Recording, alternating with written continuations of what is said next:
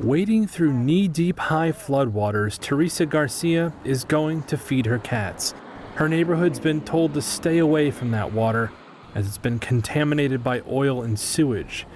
But those living here say it took just 15 minutes for Porterville to be inundated by floodwaters after a nearby levee broke. With no time to remove belongings or animals, they say wading through this water is their only choice. We're shocked that all this happened as quick as it did. So now we're all, we don't know what we're going to do. All of us, there's several tenants that live on this property because evidently we're not going to be able to come back here and live anymore. So we're going to have to just take our losses. Torrential rain has been dumped on areas of California in recent weeks.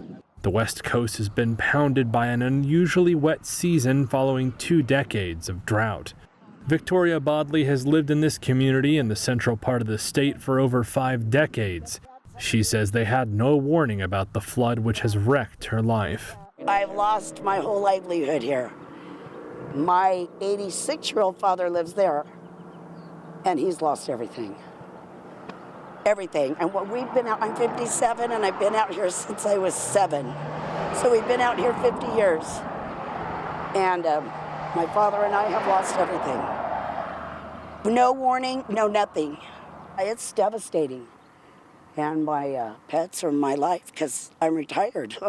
I was over the road for 25 years. I paid for my place, and well, it's not even paid for, but it's just devastating because we've lost it all.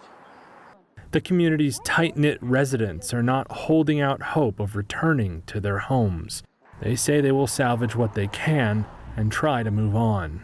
We weren't warned about the situation.